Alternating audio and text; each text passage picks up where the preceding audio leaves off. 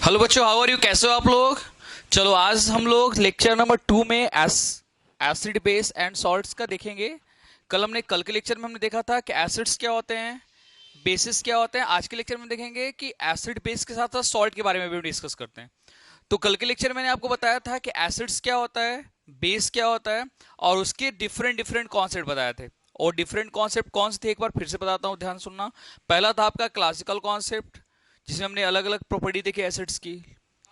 दूसरा था आपका जो कॉन्सेप्ट था वो क्या था बच्चों, वो था आपका अर्हीनियस कॉन्सेप्ट, जिसमें आपने देखा कि कैसे एसिड जो होता है वो वाटर में जाने के बाद H प्लस देता है, बाद में वही H प्लस वाटर से री रिएक्शन करके कैसे हाइड्रोनियम आयन फॉर्म कर लेता है। उसके बाद कल ही के लेक्चर में देखा था बेस के बारे में कि बेस जो होते हैं वाटर में जाने के बाद क्या बनाते हैं, OH माइनस बनाते हैं, देते हैं। इस तरह से हमने ब्रॉन्स्टेन लोरी कॉन्सेप्ट भी देखा कि एसिड्स जो होते हैं वो प्रोटॉन डोनर होते हैं और बेसिस आर प्रोटॉन एक्सेप्टर। और उसके अलावा हमने लास्ट वाला जो कॉन्सेप्ट देखा उसको बोलते हैं हम Lewis concept for acid and bases. तो लुईस कॉन्सेप्ट में हमने देखा था कल वाले लेक्चर में कि भाई कैसे कैसे एसिड जो है वो इलेक्ट्रॉन पेयर को कैसे क्या कर रहा है, एक्सेप्ट कर रहा है।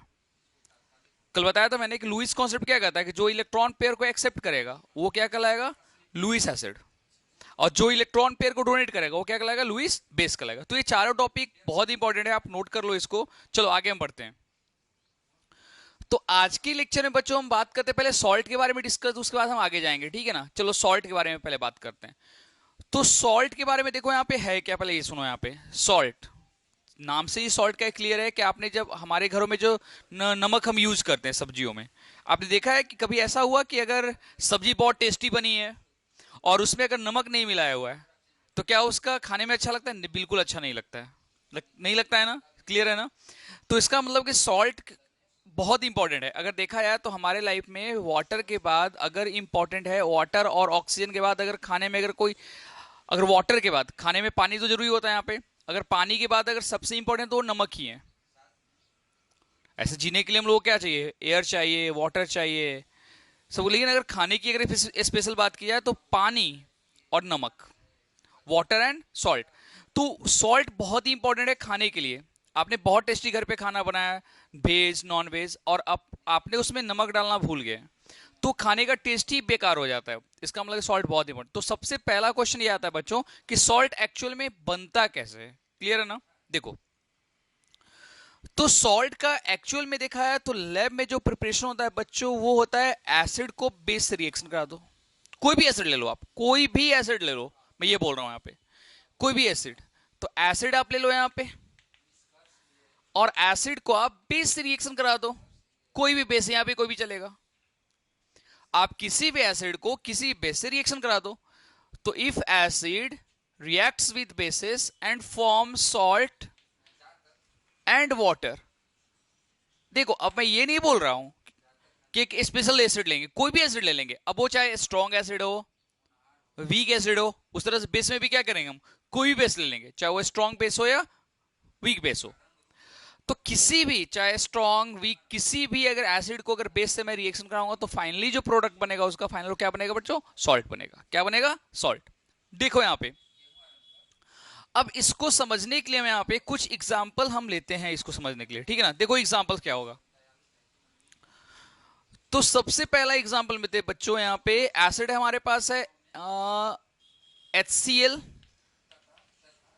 प्लस बेस हमारे पास है NaOH, ठीक है। देखो यहां पे तो ये क्या बनाएगा बच्चों, ये बनाएगा आपका NaCl। ये Na जाएगा Cl के पास तो NaCl बना लेगा, और H और OH क्या बनाएगा बच्चों, H2O बनाएगा। देखो एक्चुअल में देखा है तो ये रिएक्शन बहुत ही फास्ट होता है। क्या होता है, बहुत फास्ट होता है। अब ये रिएक्शन बहुत फास्ट क्यों होता है, इसका रीजन क्या है मैं बताता हूं, ध्यान सुनना। एक्चुअली बच्चों यहाँ पे जो एसिड हम ले रहे हैं यहाँ पे देखो रिएक्शन, यानी कि हम ऐसे बोल सकते हैं यहाँ पे formation of salt totally depend on the nature of acid and nature of basis. यानी कि सॉल्ट का फॉर्मेशन जो होता है बच्चों टोटल डिपेंड करेगा एसिड और बेस के नेचर पे कि एसिड कैसा और बेस कैसा। अगर एसिड स्ट्रांग है, बेस अगर स्ट्रांग है तो सॉल्ट जो बनेगा वो बहुत क्विकली बनेगा, यानी बहुत फास्ट बनेगा। अगर मान लो कि एसिड अगर वीक है, सॉल्ट अगर आपका एसिड वीक है, बेस भी वीक है, तो जो सॉल्ट का फॉर्मेशन होगा काफी स्लोली होगा। और अगर मान लो दोनों में से एसिड और बेस में से कोई दोनों एक वीक है और एक स्ट्रांग है, तो सॉल्ट बनेगा क्या बनेगा, मॉडरेटरी बनेगा, ना तो बहुत फास्ट ना ही बहुत स्लो। तो ये चीज नोट कर लेना आप। अब इन सब सारी चीजों को आप अगर रियल में देखना चाहो तो आपको लैब में जाकर के एक्सपेरिमेंट करके चेक करना पड़ेगा, ठीक है।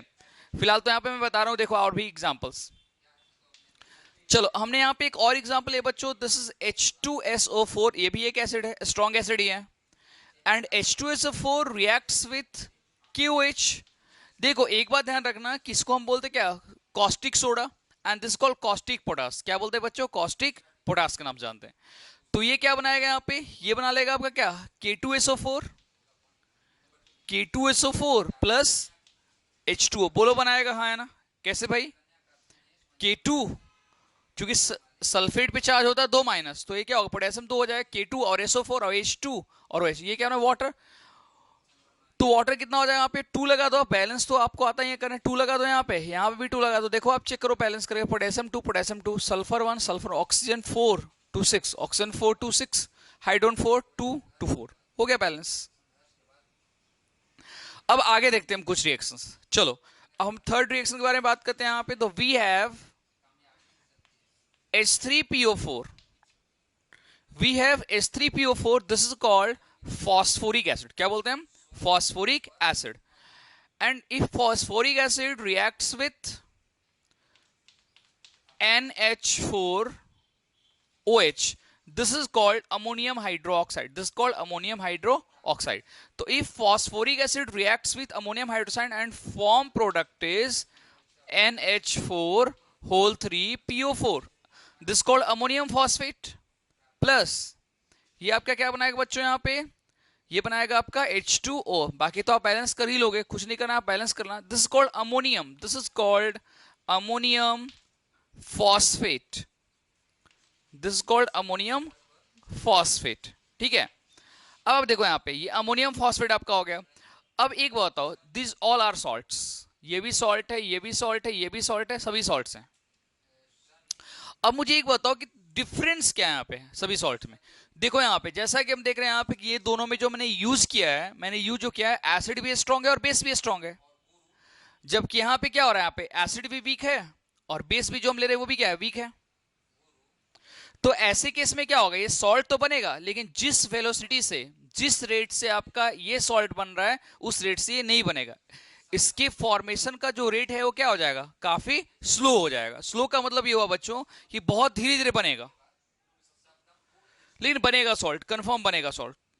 चलो आगे बढ़ते हैं हम। HNO3 plus NH4OH। अब देखो यहां पे मैंने एक ऐसा एग्जांपल लिया जिसमें क्या है, स्ट्रॉन्ग एसिड है और बेस यहां पे क्या है बच्चों, वीक है। तो ये क्या हो गया यहाँ पे, स्ट्रॉन्ग एसिड। शॉर्टकट में इसको ऐसे लिखते हैं हम, 11th क्लास में भी इसको ऐसे के नाम जानते हैं। और इसको हम क्या लिखते हैं यहाँ पे, वीक बेस, वीक बेस। अब इनके रिएक्शन के बाद क्या बनेगा देखो, तो दिस इज फॉर्म NH4NO3। क्या बनाएगा बच्चों, this is called ammonium, this is called ammonium, क्या बोलते हैं इसको, अमोनियम नाइट्रेट।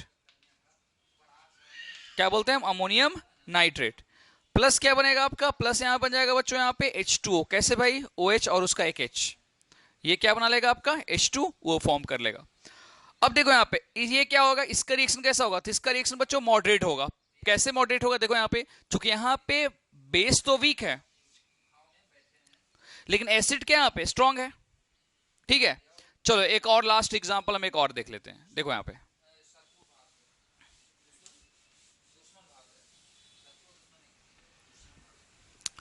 लास्ट एग्जांपल देखे बच्चों, तो देखो यहाँ पे क्या है हमारे पास, ये है हमारे पास CH3COOH, this is called acidic acid. ये भी एक एसिड है और एसिडिक एसिड को हम रिएक्शन करा रहे हैं यहाँ पे किसके साथ बच्चों, तो NaOH के साथ। This is called sodium hydroxide, also called caustic soda, ठीक है। अब देखो यहाँ पे क्या है बच्चों कि यहाँ पे वीक एसिड हो गया और ये क्या हो गया, स्ट्रॉन्ग बेस हो गया। यहाँ पे Sp का मतलब क्या समझना आप, स्ट्रॉन्ग बेस। अब इन दोनों के बीच का जब रिएक्शन होगा तो रिएक्शन के बाद क्या बनेगा, देखो यहां पे, तो form product is CH3 COO COO Na हो जाएगा, और OH, इसका OH इसके H के साथ क्या बना लेगा आपका H2O। This is called sodium acetate, sodium acetate. तो आप देखो यहां पे बहुत क्लियर है कि यहां पे भी क्या बन रहा है, सॉल्ट बन रहा है। यहां पे कौन सॉल्ट बन रहा है बच्चों, सोडियम एसीटेट, और प्लस ये क्या हो रहा है यहाँ पे, वाटर मॉलिक्यूल यहाँ पे निकल रहा है। तो देखो हर एक रिएक्शन में हमने देखा, जितने भी रिएक्शन मैंने बताया, हर एक रिएक्शन में हमने देखा कि जब एसिड को हम बेस रिएक्शन कराएं तो कंफर्म हो रहा है यहाँ पे कि क्या बन रहा है, सॉल्ट एंड वाटर का फॉर्मेशन हो रहा है। हाँ, ये बात सही है कि जो रिएक्शन का जो रेट जो होगा, रिएक्शन का स्पीड जो होगा, वो टोटली डिपेंड करेगा, किस पे डिपेंड करेगा बच्चों, वो डिपेंड करेगा आपका कि वो नेचर कैसा, उसका एसिड का नेचर कैसा है, बेस का नेचर क्या, उस पर टोटली वो क्या करेगा, डिपेंड करेगा। क्लियर है ना, कोई दिक्कत नहीं है ना। चलो अब मैं आपको कुछ 11th क्लास वाले क्वेश्चन बताता हूं जो आपको 11th क्लास में पढ़ने आगे चल करके। देखो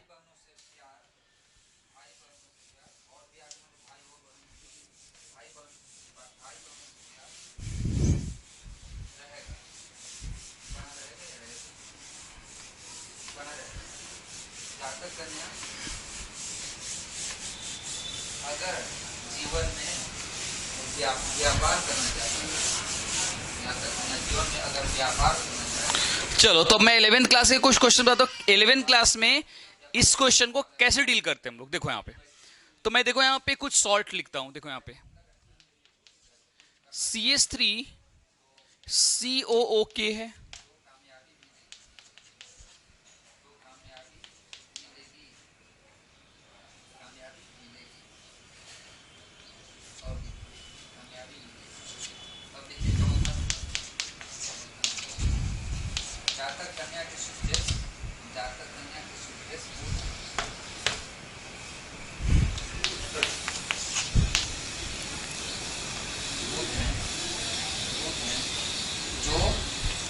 लग्न भाव में स्वक्षेत्री हैं, जो लग्न भाव में स्वक्षेत्री हैं, स्वक्षेत्री का मतलब अपने घर बैठे हैं, स्वक्षेत्री स्वक्षेत्री हैं।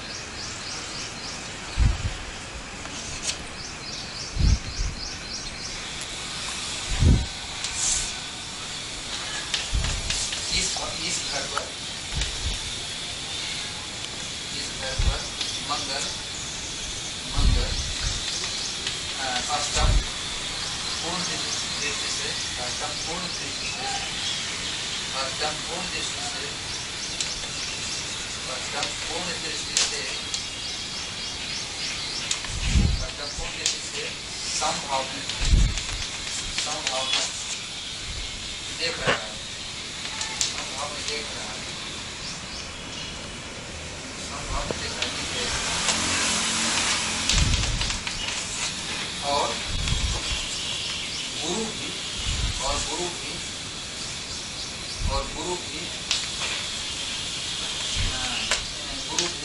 नवम पूर्ण दृष्टि से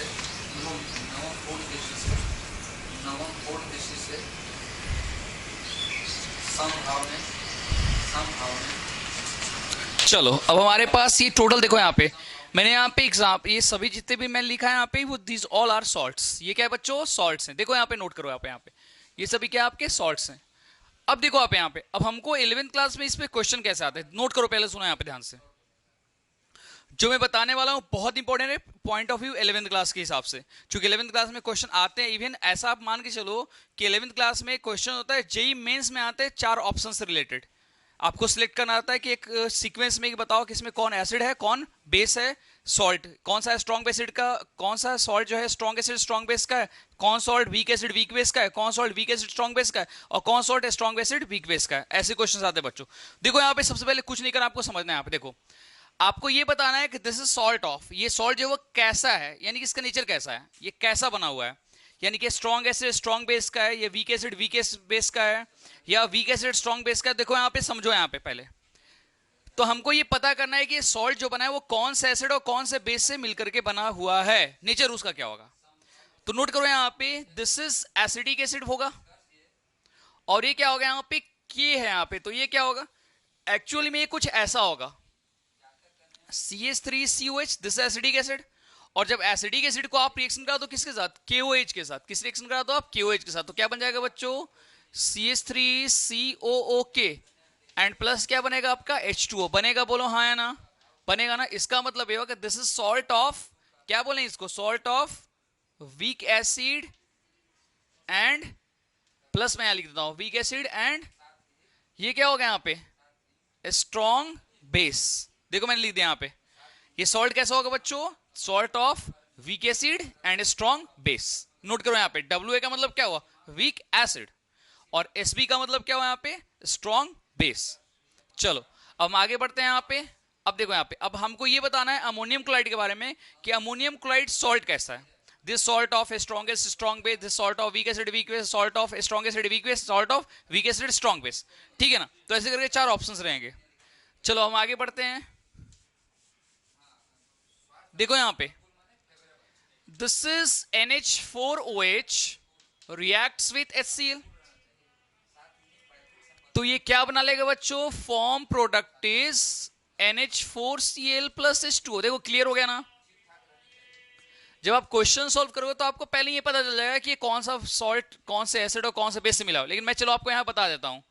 तो अब देखो आप यहां बच्चों, ये क्या हो रहा है आपका, अमोनियम हाइड्रोक्साइड, क्या एक वीक, क्या है, वीक एसिड है, जबकि HCl क्या है, स्ट्रॉन्ग बे, ये क्या आपका वीक, क्या यहाँ पे वीक बेस है यहाँ पे, और ये क्या यहाँ पे स्ट्रॉन्ग एसिड है यहाँ पे।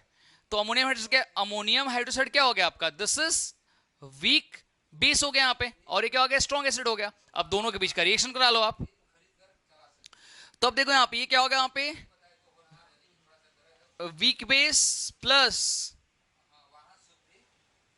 स्ट्रॉन्ग एसिड होगा, बोलो हाँ है ना। कैसे भाई, ये क्या है, स्ट्रॉन्ग एसिड है और ये वीक बेस हो गया, तो क्या हो गया यहाँ पे, क्लियर हो गया ना कि ammonium chloride is the salt of weak base and strong acid. ठीक है, चलो आगे बढ़ते हैं। अब हम आगे बढ़ते हैं तो आगे देखते हैं यहाँ पे, देखो अब हमारे पास क्या है बच्चों, नोट करो यहाँ पे, अब हमारे पास यहाँ पे है कैल्शियम फॉस्फेट। अब आपको ये बताना है कैल्शियम फॉस्फेट कौन से एसिड और कौन से बेस से मिलकर के बना हुआ है। तो अब देखो यहाँ पे, तो CaOH इसको बोलते हैं हम स्लैक लाइम, तो CaOH को आप रिएक्शन कर लो किसके साथ, H3PO4 के साथ, तो ये क्या बन जाएगा बच्चों, Ca3PO4 whole twice, this called calcium phosphate, type of salt, और प्लस यहाँ पे क्या बनेगा बच्चों, H2O बनेगा। अब ये क्लियर हो गया ना, ये क्या आपका स्ट्रॉन्ग एसिड है और ये क्या होगा, वीक, अरे यार स्ट्रॉन्ग क्या हो गया, स्ट्रॉन्ग बेस हो गया ये, और ये आपका क्या हो गया यहाँ पे, वीक एसिड हो गया यहाँ पे। अब देखो यहाँ पे, तो ये क्या हो, क्लियर हो गया कि this salt of strong base plus weak acid. Clear है, बोलो हाँ है ना, क्लियर हो गया ना। नेचर कैसा हुआ इसका, बेस कौन सा था, स्ट्रॉन्ग बेस था, एसिड कौन सा था, वीक एसिड था, तो क्या बन गया, सॉल्ट बन गया। चलो नेक्स्ट एग्जांपल हम देखते हैं बच्चों। देखो यहां पे नेक्स्ट एग्जांपल देखोगे आप, MgSO4 है, तो MgSO4 कैसा होगा, this is MgOH whole twice reacts with H2SO4, यानी कि मैग्नीशियम हाइड्रोक्साइड को आप H2SO4 से रिएक्शन करा दो, तो ये क्या बन जाएगा आपका, ये बन जाएगा आपका MgSO4 प्लस H2O बन जाएगा, बोलो हाँ ना। अब ये क्या होगा, अगर देखा जाए तो MgSO4 बहुत स्ट्रॉन्ग बेस नहीं है। MgSO4 होल ट्वाइस अगर देखा जाए तो बहुत स्ट्रॉन्ग बेस नहीं है, तो इसको हम वीक बेस में ही कंसिडर करेंगे। और ये क्या हो गया आपका, स्ट्रॉन्ग एसिड है, तो ये क्या हो जाएगा आपका, weak base plus strong acid. Clear हो गया यहाँ पे। अब जैसा कि हमको यहाँ पे दिखाई पड़ रहा है, यहाँ पे अब देखो आप यहाँ पे, ये क्या है, KOH को रिएक्शन आप करा दो HCl के साथ, तो क्या बन जाएगा आपका, KCl प्लस H2O, बोलो बनेगा हाँ है ना। अब क्या हो गया बताओ, KOH strong base, HCl strong acid, तो क्या होगा, this is salt of strong base plus strong acid. Clear हो गया, आई बात समझ में। तो बहुत इंपॉर्टेंट है बच्चों, इस तरह से आप आगे भी देख लो यहाँ पे जल्दी से। अब देखो यहाँ पे अगर मैं इसके बारे में बोलूं, दिस इज K3PO4, तो अब ये कैसा है बच्चों, इसका नेचर कैसा है, देखो आप यहाँ पे, तो K3PO4 है यहाँ पे, तो इसका कैसा होगा, देखो यहाँ पे, तो KOH reacts with H3PO4, reaction करा दो तो क्या बनेगा, ये बन जाएगा आपका K3PO4 पोटेशियम फॉस्फेट, क्या बोलते हैं इसको हम, पोटेशियम फॉस्फेट, और प्लस आपका क्या बनेगा बच्चों यहाँ पे H2O ही बन जाएगा। अब देखो यहाँ पे बहुत क्लियर है, ये क्या होगा आपका, देखो यहाँ पे ये क्या है आपका, स्ट्रॉन्ग बेस है, वीक एसिड है, तो क्या होगा, salt of strong, strong base है, वीक एसिड है, strong base plus weak acid, clear है, strong base weak acid, clear हो गया। अब चलो हम इसके बारे में बात करते हैं Na2CO3 के बारे में। तो Na2CO3 एक ऐसा कंपाउंड है बच्चों जिसका नाम आपने सुना भी, Na2CO3 एक्चुअली में है क्या, this is called washing soda, आप नाम सुना होगा वॉशिंग सोडा का, यही तो है आपका वॉशिंग सोडा, जिसको बोलते हैं सोडियम कार्बोनेट। तो देखो यहाँ पे सोडियम कार्बोनेट किस टाइप का सॉल्ट है, नेचर इसका क्या होगा, देखो यहाँ पे, तो नोट करो यहाँ पे आप, तो देखो NaOH को आप रिएक्शन करा दो यहाँ पे H2CO3 के साथ, दिस कॉल्ड कार्बोनिक एसिड, क्या बोलते हैं इसको हम बच्चों, कार्बोनिक एसिड। तो ये क्या बन जाएगा आपका, ये पूरा इतना बाहर निकाल लो, तो ये क्या आगे 2 लगा दो यहाँ पे, तो ये क्या बन जाएगा आपका Na2CO3 बन गया, प्लस क्या बनेगा आपका H2O, this is called sodium carbonate, क्या बोलते हैं इसको हम, सोडियम कार्बोनेट। अब देखो यहाँ पे नेचर कैसा होगा, salt of strong base weak acid, strong base weak acid होगा, बोलो हाँ है ना, कैसे भाई, ये स्ट्रॉन्ग बेस है और ये क्या होगा, वीक एसिड है आपका, तो क्या होगा, salt of strong base and weak acid, carbonic acid actually बच्चों क्या है आपका, carbonic acid is the weak acid, ठीक है। अब आगे बढ़ते हैं, अब हमारे पास क्या है बच्चों, अब हमारे पास यहाँ पे है K2SO4 है, K2SO4 क्या है, देखो यहाँ पे, तो KOH को आप रिएक्शन करा दो H2SO4 के साथ, तो ये क्या बन जाएगा आपका K2SO4 प्लस H2O, बोलो हाँ है ना, बन रहा है ना। अब क्या हो, salt of strong base week strong acid, salt of strong acid plus strong base, यानी इसका सॉल्ट ऑफ स्ट्रॉन्ग बेस भी बोल सकते पहले हम, स्ट्रॉन्ग बेस स्ट्रॉन्ग एसिड हो गया बच्चों, बताओ H2SO4 क्या है, स्ट्रॉन्ग एसिड है, और जबकि KOH, अगर मैं बात करूं KOH के बारे में, तो KOH भी क्या है, स्ट्रॉन्ग बेस है, तो दोनों क्या हो गया, आपस में रिएक्शन करेंगे तो क्या बनेगा, K2SO4 पोटेशियम सल्फेट के नाम से इसको जानते हैं, ठीक है। चलो आगे बढ़ते हैं, अब फिर से देख लो यहाँ पे, जैसे कि मैंने पहले भी देखा था, अभी मैग्नीशियम हाइड्रोक्साइड को हम रिएक्शन कराएंगे यहाँ पे, देखो MgOH whole twice reacts with किसके साथ, H3PO4 के साथ, तो ये क्या बनेगा आपका Mg3PO4 whole twice, this called magnesium phosphate, और प्लस क्या बनेगा बच्चों यहाँ पे H2O बनेगा, ये क्या होगा, मैग्नीशियम हाइड्रोक्साइड भी क्या है, बहुत स्ट्रॉन्ग बेस नहीं है, तो वीक बेस प्लस क्या हो जाएगा आपका यहाँ पे वीक एसिड। अगर मैं बोलूं यहाँ पे, तो मैग्नीशियम हाइड्रोक्साइड बहुत स्ट्रॉन्ग, हाँ कुछ कुछ जगह पे मैग्नीशियम हाइड्रोक्साइड जो होता है, देखो अगर मैं कंपेयर करूं यहाँ पे MgSO4 को, तो MgSO4 के देखो यहाँ पे बहुत कंफ्यूजन, मैं बता दूं यहाँ पे MgSO4 अगर देखा जाए, तो देखो मैग्नीशियम जो होता है वो क्या करता है कि MgSO4 क्या है, यहाँ पे आपका बेस है, लेकिन अगर मैं बात करूं यहाँ पे, तो बाकी इसके जो है, अगर NaOH इसके कंपेयर में क्या है, मैग्नीशियम हाइड्रोक्साइड बहुत स्ट्रॉन्ग बेस नहीं है, तो ये क्या हो गया यहाँ पे वीक एसिड वीक बेस। अब CaCl2 के बारे में बात करते हैं यहाँ पे, तो ये क्या हो गया यहाँ पे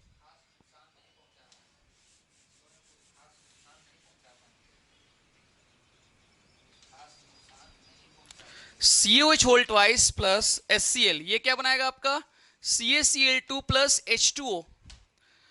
अब देखो आप यहाँ पे, तो ये क्या होगा बच्चों, देखो यहाँ पे this is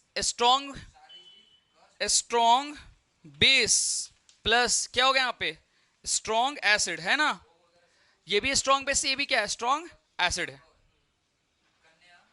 strong base strong acid. तो देखो क्लियर हो गया ना, यहाँ पे सारे क्वेश्चंस क्या क्लियर हो गए आपके। तो एक बात ध्यान रखना, मैग्नीशियम हाइड्रोक्साइड बहुत स्ट्रॉन्ग बेस नहीं, यानी कि इसको हम वीक बेस में कंसीडर करेंगे तो गलत नहीं होगा। मैग्नीशियम हाइड्रोक्साइड के स्पेशली बारे में बोल रहा हूँ, मैग्नीशियम हाइड्रोक्साइड, बेरिलियम हाइड्रोक्साइड। हाँ अगर मैं बात करूं यहाँ पे, जैसे देखो यहाँ पे जैसे कि आपने पढ़ लिया है, कहाँ पढ़े हो आप? आपने केमिकल पीरियड में पढ़ा था, क्या पढ़ा था आपने?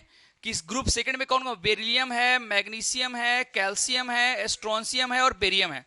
तो ये क्या होता है, कहीं कहीं आप देखोगे तो मैग्नीशियम हाइड्रोक्साइड के बाद देखोगे स्ट्रॉन्ग बेस लिखा रहता है। तो स्ट्रॉन्ग बेस किसके कंपेयर में ये है? तो इनके कंपेयर में है। बाकी वैसे अगर हम प्रैक्टिकली देखें तो मैग्नीशियम हाइड्रोक्साइड बहुत स्ट्रॉन्ग बेस नहीं है। क्लियर हो गई बात? चलो हम आगे बढ़ते हैं यहाँ पे। तो ये तो हमने देखा है, देखो ये जितने भी क्वेश्चंस आपने देखे वो सभी क्या है आपके? ये सभी आपके जो क्वेश्चंस हैं वो आपके 11th के बेसिस पे हैं। चलो हम आगे बढ़ते हैं बच्चों। तो हमने अभी देखो यहाँ पे, तो अभी तक हमने क्या क्या सीखा सुन लो यहाँ पे एक बार फिर से मैं रिमाइंडर कर देता हूं। एसिड क्या होता है, बेस क्या होता है, सॉल्ट क्या होता है। अब हम जानेंगे यहाँ पे, थोड़ा सा मैं आपको इंट्रोड्यूस कर देता हूँ कि पीएच क्या होता है। देखो यहाँ पे पीएच क्या होता है और पीएच स्केल क्या होता है। हालांकि मैं आज के लेक्चर में सिर्फ आपको इंट्रोड्यूस करता हूँ कि पीएच क्या होता है और पीएच स्केल क्या होता है। देखो यहाँ पे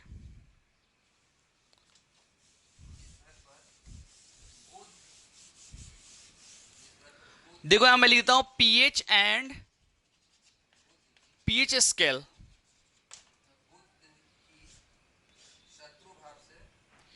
पीएच एंड पीएच स्केल।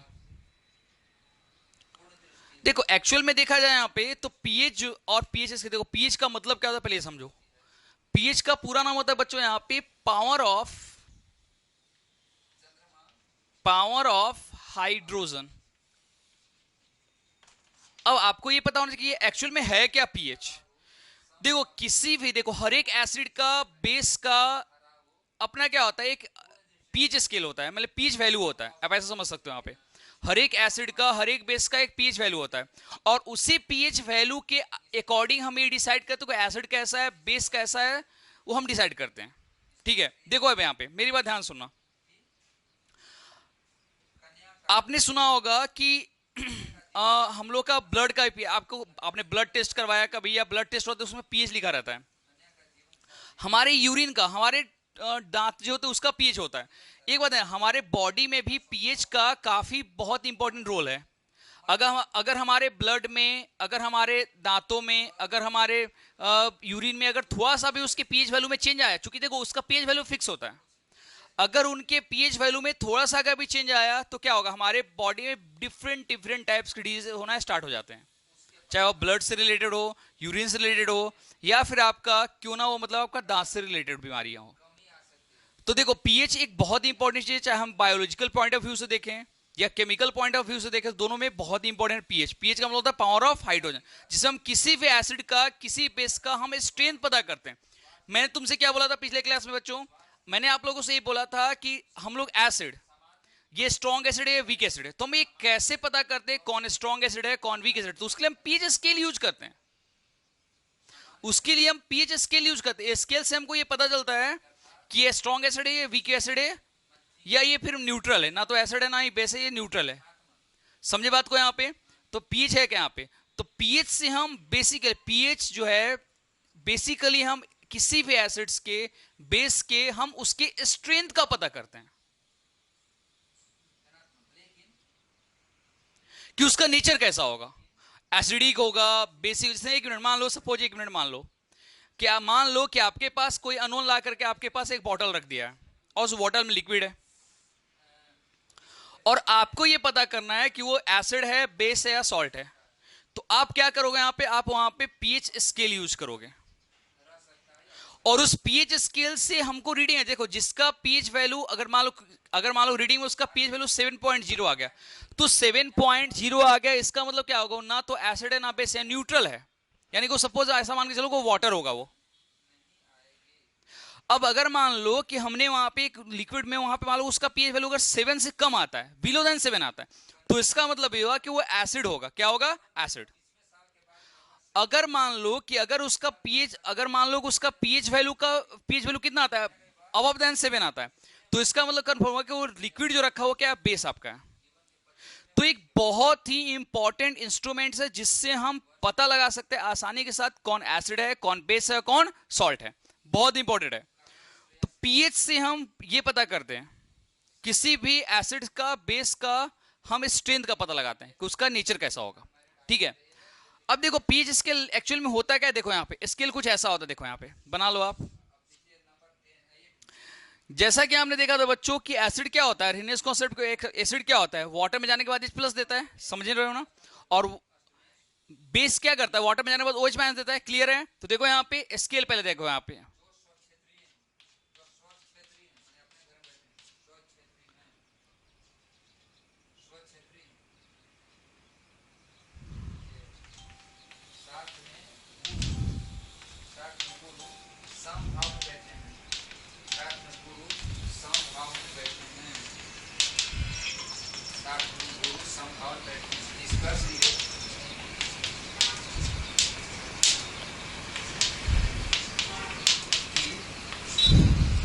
चंद्रमा और बुध,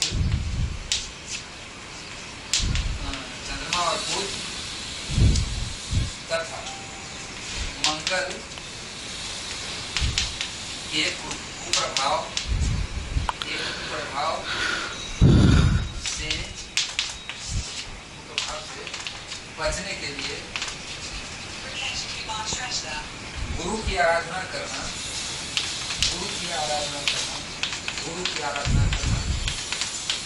श्रेयस्कर होगा,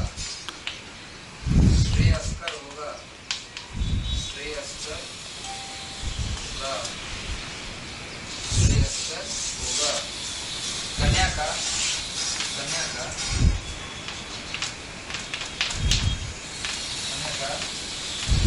रोग व्याधियों से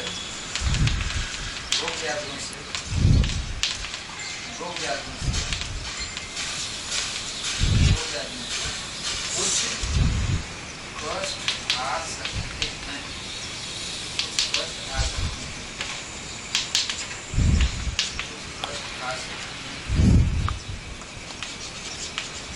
कन्या गुरु की प्रसन्नता होने पर विदेश भ्रमण भी देखो बच्चों यहाँ पे यही हमारा पीएच स्केल है, देखो यहाँ पे नोट कर लो, यहाँ पे ये हमारा पीएच स्केल, देखो यहाँ पे किसी भी, देखो यहाँ मैंने इसको सर्कल करके क्यों रखा है, देखो यहाँ पे किसी भी अगर मान लो कि लिक्विड है, उसका अगर पीएच स्केल, उसका पीएच वैल्यू अगर मान लो कि 7 आता है, एग्जैक्ट 7 आता है, इसका मतलब को न्यूट्रल होगा। यानी कि आप ऐसा समझ ये बाउंड्री लाइन है, बाउंड्री लाइन का मतलब है कि इधर से अगर लेफ्ट साइड में है तो एसिड होगा, अगर इधर से राइट साइड का वैल्यू आता है तो क्या होगा, बेस होगा। अब अगर मान लो कि 7, अगर किसी का अगर पीएच वैल्यू 6 आता है तो क्या होगा, एसिडिक होगा। अगर मान लो किसी का वैल्यू अगर 8 आता है तो क्या हो जाएगा, वो बेसिक हो जाएगा। और जिसका अगर 7 आता है तो क्या हो जाएगा बच्चों, यहाँ पे ये आपका हो जाएगा क्या, यहाँ पे न्यूट्रल हो जाएगा, ना तो एसिडिक होगा ना ही बेसिक होगा। अब देखो यहाँ पे पीएच का क्या इंपॉर्टेंस है, मैं इस बात से आपको बताता हूँ। देखो आपने देखा होगा बच्चों की कोई देखो यहाँ पे आप बंगाल में जाओगे तो बंगाल में लोग जनरली क्या करते हैं, मछली को पालते हैं। वहां पे मछली की क्या करते हैं, खेती करते हैं, मतलब मछली को पालते हैं। वहां पे बड़े बड़े तालाब लेते हैं, मछली को पालते हैं। तो मछली को वहां पे पालने से पहले वहां पे उसका क्या क्या आता है, उसका वाटर का पीएच वैल्यू चेक किया जाता है। अगर मान लो कि वाटर का पीएच वैल्यू अगर 7.0 से अगर कम है तो वाटर एसिडिक होगा, तो भी मछलियां सर्वाइव नहीं कर पाएंगी। अगर मान लो कि वाटर बहुत ज्यादा बेसिक हो जाएगा तो भी मछलियां सर्वाइव नहीं, तो इसलिए वाटर का वहां पे पीएच वैल्यू लिया जाता है। आपने देखा होगा कि मछलियां भी पानी में मरी पड़ी होती हैं। तो आप सोचो यहाँ पे हम बचपन से सुनते आ रहे हैं, समझते आ रहे हैं कि मछलियां पानी में ही सर्वाइव करती है, वाटर में रहती हैं। तो अब बताओ कि मछलियां जल में, पानी में क्यों मर जाती हैं, इसका रीजन क्या हो सकता है। तो इसका रीजन होगा, देखो लैक ऑफ ऑक्सीजन। क्योंकि हमको पता है यहाँ पे कि मछलियां जो होती हैं, फिशेस जो होते हैं, वो क्या करते हैं, वाटर में रेस्पिरेशन करते हैं यहाँ पे। तो रेस्पिरेटरी सिस्टम के लिए उनके ऑक्सीजन वहां पे होना चाहिए जितना उनको चाहिए। उस लेवल से अगर कम ऑक्सीजन होता है तो क्या होती है, मछलियां मरना स्टार्ट हो जाती हैं। तो उसके लेवल से कम ऑक्सीजन का रीजन क्या है यहाँ पे, पॉल्यूशन। जितना ज्यादा पॉल्यूशन बढ़ेगा उतना ज्यादा मछलियों के लिए वहां पे सरवाइव करना मुश्किल है। और यही कारण है कि जब पॉल्यूशन बहुत ज्यादा हो जाता है तो मछलियां मर करके ऊपर में तैरने लगती हैं। आपने देखा होगा, इस चीज को आप नोट कर लो।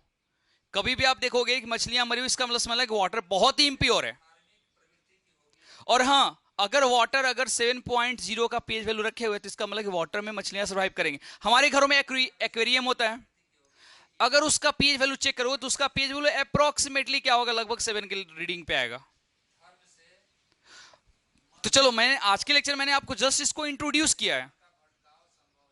कल इसके कुछ न्यूमेरिकल्स भी हम देखेंगे यहाँ पे, और कल इसके पीएच और पीएच स्केल के बारे में आगे के टॉपिक हम डिस्कस करेंगे, ठीक है ना।